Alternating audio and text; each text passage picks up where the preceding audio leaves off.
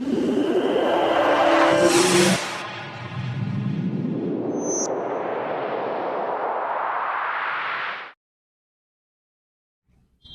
सभी साथियों का हमारे YouTube channel technical education Bassi में। दोस्तों, आज का जो बार का प्रैक्टिकल यहाँ पे चल रहा है हमारी क्लास के अंदर ऑफलाइन में, तो उनको हम समझा रहे हैं माइक्रोमीटर का यूज कैसे किया जाता है और माइक्रोमीटर कैसे कार्य करता है और कैसे वस्तुओं का व्यास है वो माइक्रोमीटर के द्वारा मापा जाएगा। तो कुछ बच्चे यहाँ पे हमारे पास है, उधर सामने बैठे हुए हैं। तो इस प्रकार से तो माइक्रोमीटर सबसे पहले बात करें तो किस सिद्धांत पे कार्य करता है। तो माइक्रोमीटर का किसी को पता है आपको किस सिद्धांत पे कार्य करता है? नहीं, तो मैं बताता हूँ, आपको ध्यान रखना है। माइक्रोमीटर जो होता है ना वो नट बोल्ट के सिद्धांत पे कार्य करता है। कैसे? तो सबसे पहले सिद्धांत की बात करें, नोट कर लो। माइक्रोमीटर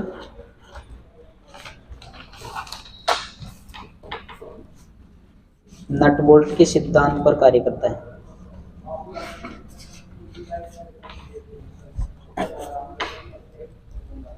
किसके सिद्धांत पे कार्य करता है? नट बोल्ट के सिद्धांत पर। आपके कहाँ को भी सीखे वाली है। और इसके द्वारा माइक्रोमीटर के द्वारा किसी भी वस्तु का व्यास मापते हैं। क्या मापते हैं? व्यास। क्या त्रिज्या माप सकते हैं इसके द्वारा? व्यास नापते त्रिज्या क्या देखो मैंने यहाँ पे लिखा है इससे किसी भी वस्तु का व्यास मापते हैं। तो राउंड शेप में रहेगी कोई वस्तु तो उसका व्यास मापेंगे। अगर कोई वर्गाकार रहेगी तो वर्गाकार एक भुजा से दो भुजा इसके बीच में जो आ रही है उसको माप सकते हैं, लेकिन वो ऑथेंटिकल नहीं है।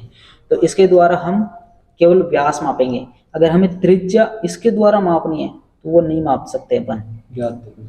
ज्ञात कर सकते हैं जितना व्यास है।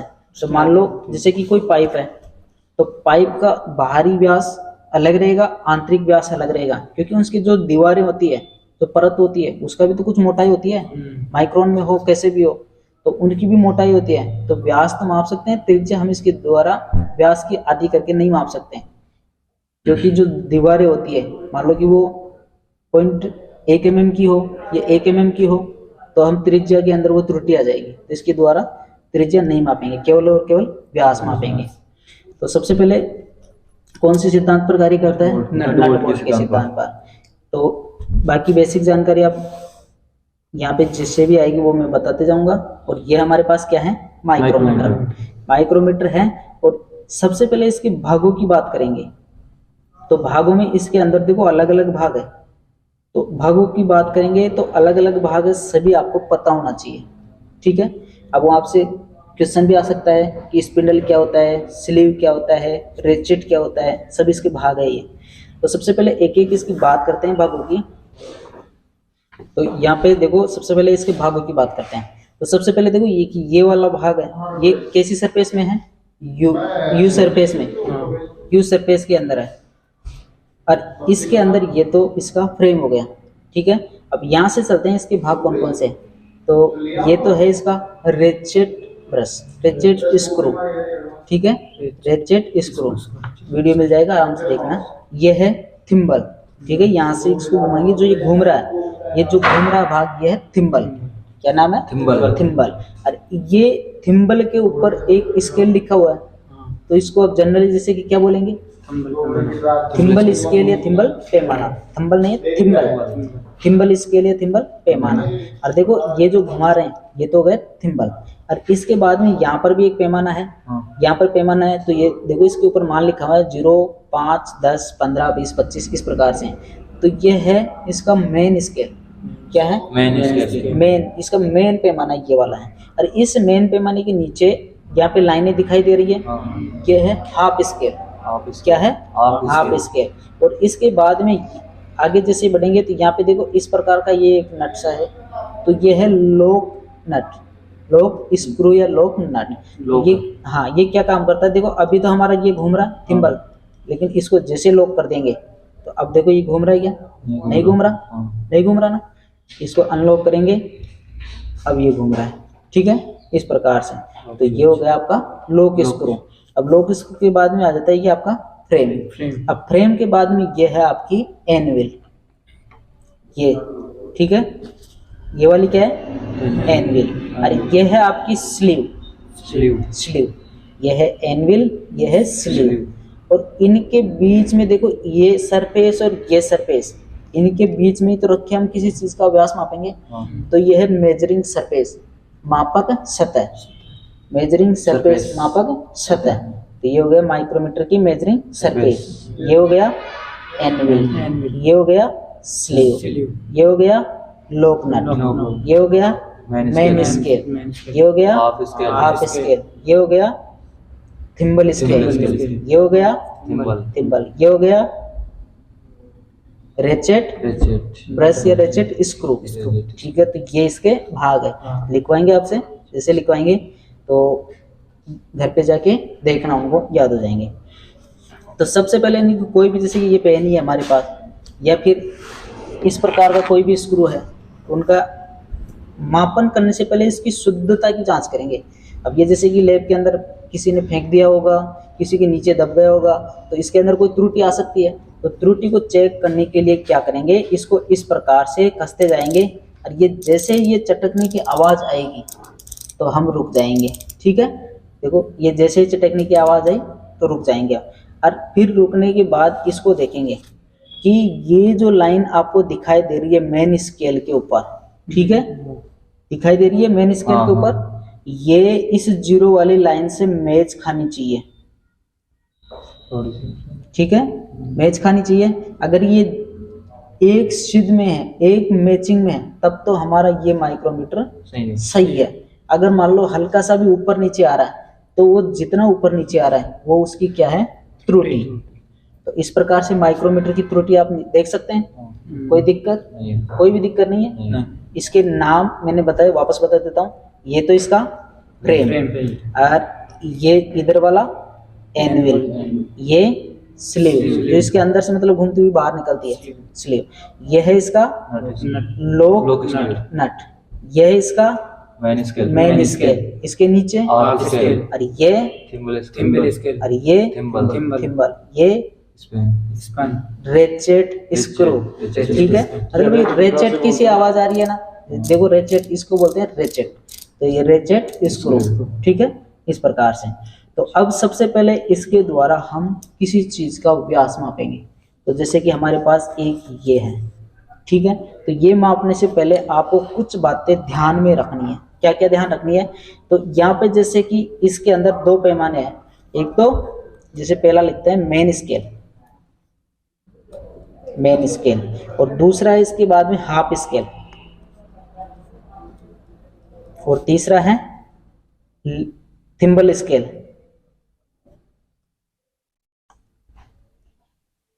ठीक है, इस प्रकार से।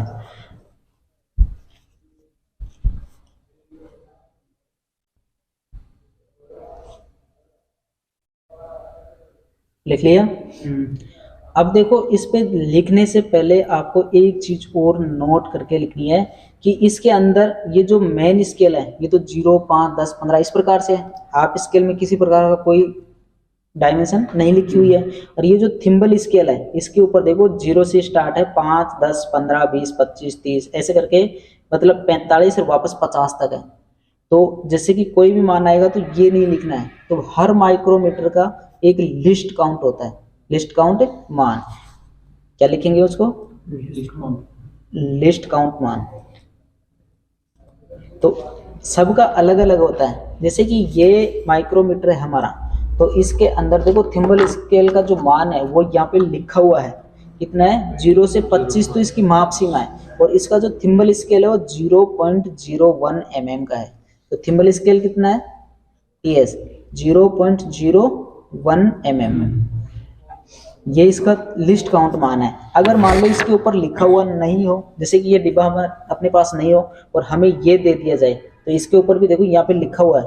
अगर मान लो सपोज करो ये भी इसके अंदर, इसके ऊपर से हट जाए, तो उस कंडीशन में हम कैसे इसका मान ज्ञात करेंगे, ये पता लगाओ कि इसके अंदर, जैसे ये पता लगाएंगे कि इसके अंदर जो मेन स्केल है उसका जो पूरा कंप्लीट पैमाना है वो कितना है।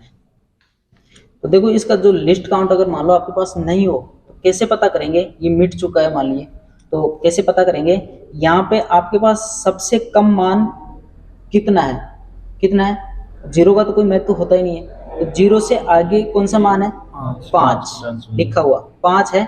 और मेन स्केल के अंदर जितना मान है लिख लो यहाँ पे,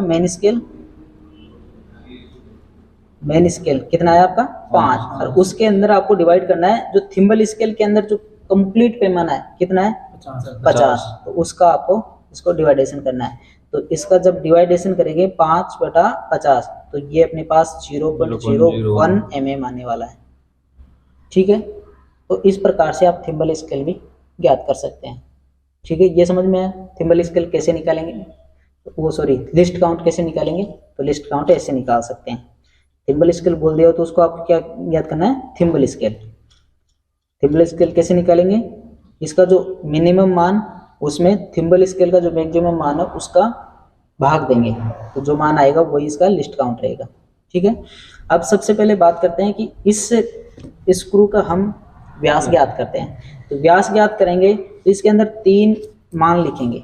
कैसे लिखेंगे, सबसे पहले तो जो मेन स्केल आएगा, फर्स्ट कंडीशन में मेन स्केल, ठीक है, और फिर दूसरी कंडीशन में दूसरी बार में हाफ स्केल, और तीसरी कंडीशन में थिम्बल स्केल, और उसको गुणा करेंगे लिस्ट काउंट से, और फिर जो मान आएगा इन दोनों की साथ में लिखेंगे, इनको जोड़ेंगे नहीं, ऐसे की ऐसे लिखेंगे।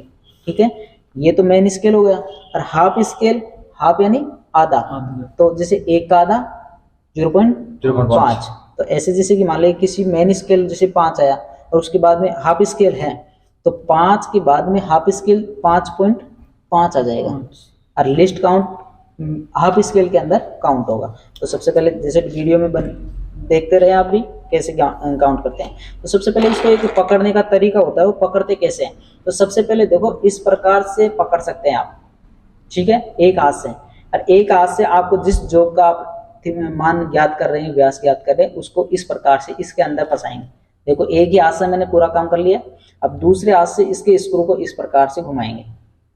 ठीक है, तो हाथ की अंगुलियां अगर आपकी छोटी है बड़ी है उस हिसाब से एडजस्ट भी कर सकते हैं आप। तो देखो अब जैसे कि ये रेचेट आवाज करने लग गया, चट चट की आवाज आ रही है, तो अब देखो इसको मैं जैसे छोड़ भी दे रहा हूँ इसके अंदर से गिर नहीं रही।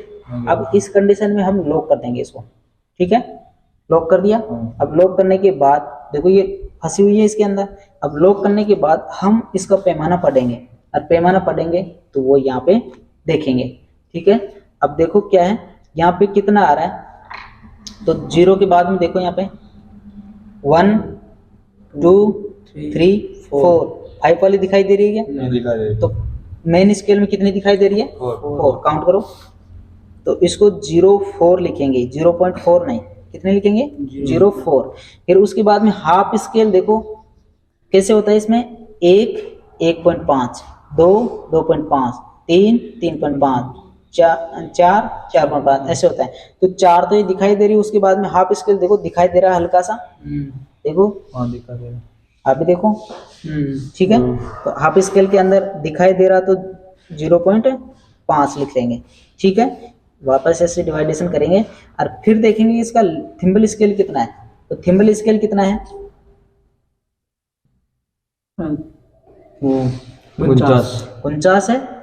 तो यहाँ पे 49 लिखेंगे और इसको लिस्ट काउंट से गुणा करेंगे। लिस्ट काउंट कितना है? 0.01। अब इसको मल्टीप्लाई करो, कितना आ रहा है? मतलब 0.01 से मल्टीप्लाई करेंगे तो 2 छोड़ के यहाँ पे दशमलव लगा देंगे, तो 0.49 ये आने वाला है। अब इनको देखो कैसे लिखेंगे, 0.4 ऐसे कैसे पॉइंट। अब जो ये हाफ स्केल है इसके अंदर इसको ऐड कर देंगे, तो 0.5 है, इसको 0.5 की जगह 0.50 लिख सकते हैं, और इसको इसके अंदर ऐड करेंगे तो कितना हो जाएगा? 0.99 mm। इसके द्वारा जो माप रहे हैं वो किसमें है? mm के अंदर। देखो यहाँ पे लिखा हुआ है, ठीक है, 0 से 25 mm तक का। तो जो हमारा ये स्क्रू है इसका व्यास कितना है?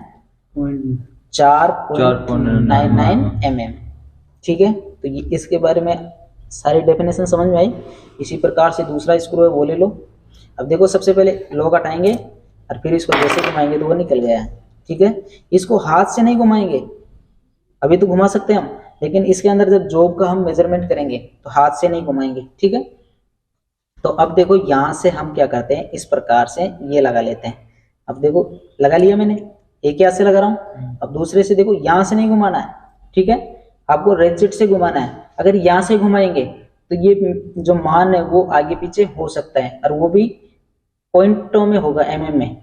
तो यहाँ से जैसे ही इसके अंदर में देखो जॉब को लगा के यहाँ पे मैंने रेचेट की आवाज आना स्टार्ट हो गई, तो यहाँ पे अब इसको क्या कर देंगे, लॉक, और इसको छोड़ देंगे।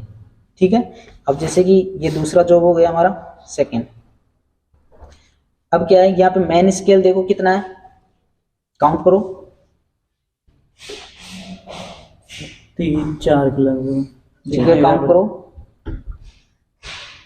3 ही है। 3 ही है। तो क्योंकि ये इससे पतला है, ठीक है, इससे मोटा है या फिर पतला है, तो कमी आने वाला है। यहाँ पे हम देख सकते हैं 4 वाला हमें दिखाई नहीं दे रहा है, तो 3 वाला दिखाई दे रहा है, तो 0 3। फिर यहाँ पे ओब्लिक लगाएंगे, और फिर नीचे मतलब आधी लाइन दिखाई दे रही है, नहीं दिखाई दे रही है, दिखाई दे रही है, देखो दिखाई दे रही है, दिखाई दे रही है यहाँ पे थिम्बल स्केल के बाद में। तो यहाँ पे 0.5, और फिर थिम्बल स्केल कितना है, 38। ठीक है, कितना है, 38 है। ठीक है, 38, 38 है। तो इसको अब किससे मल्टीप्लाई करेंगे, लिस्ट काउंट से, कितना है 0.01। अब सबसे पहले 0.1 लिस्ट काउंट है, तो यहाँ पे 2 छोड़ के पॉइंट लगा दो, तो 0.38। अब इसको किस में ऐड करेंगे, इसमें, तो 50 के अंदर 38 पॉइंटों में ऐड करेंगे, कितना आएगा 0.88। अब यहाँ पे मेन स्केल उसके अंदर तो किसी प्रकार का कोई ऐड भी नहीं करना है, डिवाइड भी नहीं करना है, मल्टीप्लाई भी नहीं करना है, और इसके बाद में पॉइंट लगा के जो भी आगे का मान आया वो mm में लिख दो। तो इतना समझ में आया, तो ये था इसके बारे में जानकारी। अब क्या है कि जैसे इसको मैं आपकी प्रैक्टिस के लिए एक ये वाला जॉब है वो देता हूँ मैं, इसका आप माप के मेरे को दिखाओ कितना आ रहा है। लेखराज मापेगा, लेखराज को मापने का, ये फिर आप ले लो पहले लेखराज, फिर बाद में ले लेगा। कैसे भी मतलब देखो, पकड़ने का तरीका जो रहेगा वो इस प्रकार से। हाँ,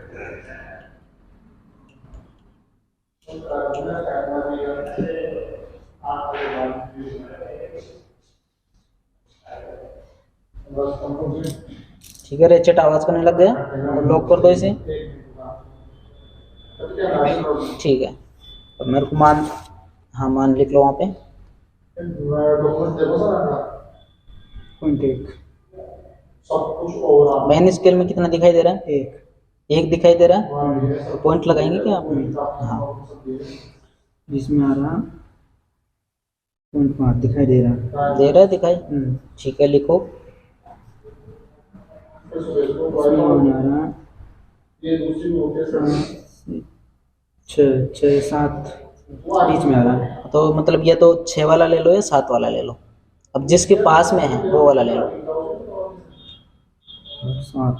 ठीक है, अब इसको किससे गुणा करेंगे, लिस्ट काउंट से, लिस्ट काउंट से। तो ये कितना हो जाएगा, ये हो जाएगा, ये आ जाएगा। ठीक है, ये पॉइंट, तो इसका आया 1.57 mm। ठीक है, मैं देखता हूँ, ठीक है, सही है।